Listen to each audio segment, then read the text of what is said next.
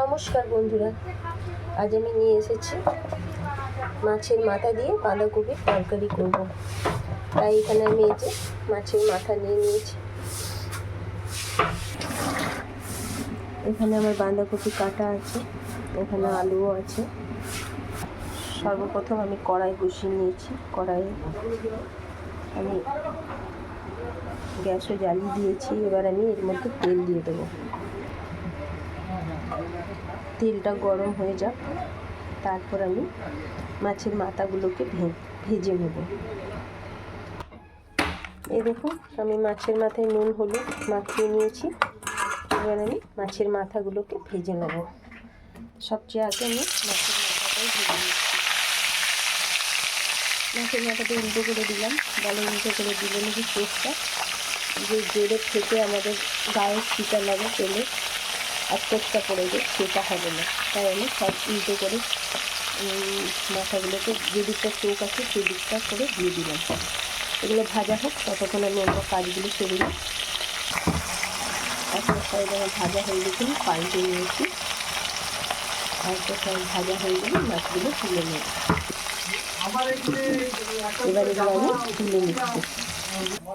একটু গোটা গরম মশলা দিয়ে দিয়েছি। এখানে জিরে, লঙ্কা, একটা তেজপাতা আর গরম মশলা দিয়ে দিয়েছি। এবার এর মধ্যে আমি আলুগুলো ভেজে নেব। বাঁধাকপিটা দিয়ে দিলাম।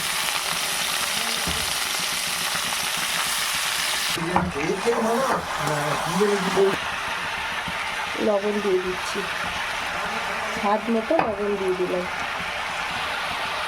হলুদ দিয়ে দিলাম, জিরের গুঁড়ো, ধনের গুঁড়ো, এখানে ধনের গুঁড়ো দিয়ে দিয়েছি। আমি এখানে মাছের মাথাটাই দিয়ে দিয়েছি আগে থেকে। আরেকটা টুকরো রেখেছি, এটা আমি একটু পরে দেবো। এখানে আমি পেঁয়াজ ভেজে নিয়েছি, ভাজা পেঁয়াজটাও আমি পরে দেবো। এখানে আদা আর রসুন আমি গ্রেট করে নিয়ে এসেছি, এটা আমি একটু দিয়ে দিলাম। রসুনের গন্ধটা আমার খুব ভালো লাগে যে কোনো আমিষ রান্না, তাই আমি একটু রসুন আর কি গ্রেট করে নিয়ে এলাম। গ্রেট মানে একদম মিহি গ্রেট, বাটার মতোই। এটা আমি দিয়ে এবার ভালো করে কষিয়ে নেবো। যে লবণ দেওয়ার ফলে জল বেরিয়ে গেছে, এই জলই আমার বাঁধাকপি সেদ্ধ হয়ে যাবে। বাকি মাছের মাথাটা আমি এর মধ্যে দিয়ে দিলাম, দিয়ে ভালোভাবে এটার সাথে মিশিয়ে আমি কষে নেবো। এবার আমি একটু ঢাকা দিয়ে দেবো। রান্নাটা প্রায় হয়ে এসেছে, এবার আমি একটু ঢাকা দিয়ে দিচ্ছি। ঝালটা আমার হয়নি সেভাবে, খুব কম হয়েছে, তাই একটু গুঁড়ো লঙ্কা দিয়ে দিলাম। আর এই যে একটু চিনি দিয়ে দিয়েছি, মানে নুন মিষ্টি ঝাল সব ব্যালেন্সটা ঠিকঠাক থাকবে বলে। আমার মাছের মাথা দিয়ে বাঁধাকপির তরকারি রেডি। এবার আমি এই যে একটু হাতে গুঁড়ো করে সামান্য একটু আমি কাসুরি মেথি দিয়ে দিচ্ছি, যাতে যে মাছের মাথার যে একটা আষ্টে গন্ধ, বিশেষ করে কাতলা মাছের, হয়তো আমার কাতলা মাছের মাথার ছিল, আমার মনে নেই ঠিক, মনে হয় বড়ো মাথা ছিল, এটা কাতলা মাছেরই ছিল, তাই একটা সামান্য একটা আষ্টে গন্ধ তো আছেই। ওইটা দূর করার জন্য আমি একটু উপর থেকে কাসুরি মেথি, একটু ধনে পাতা ছড়িয়ে দিলাম। আর এখানে আমি এই যে পেঁয়াজটা ভেজে রেখেছিলাম, সেটাও আমি উপর থেকে একটু দিয়ে দিলাম।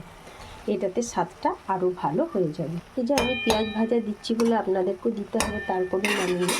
এগুলো আমি আমার ইচ্ছে মতো দিলাম, স্বাদটাকে আরও বেশি ভালো বাড়াবার জন্য। আপনারা চাইলে নাও দিতে পারেন, তবে পেঁয়াজ ভাজা উপর থেকে দিলে একটা স্বাদটা দুর্দান্তভাবে আরও বেড়ে যাবে, দুর্দান্ত স্বাদে পরিণত হবে আর কি। তো চলুন, আমার এই রেসিপিটা আপনাদের কেমন লাগলো, আশা করছি ভালো লেগে হবে। ভালো লাগলে লাইক, কমেন্ট আর শেয়ার করতে ভুলবেন না। আর যারা ইউটিউবে দেখছেন তারা আমার চ্যানেলটাকে সাবস্ক্রাইব করে দেবেন। আজকের মতো এই পর্যন্তই, ধন্যবাদ। সঙ্গে থাকবেন আর আমাকে আশীর্বাদ করবেন।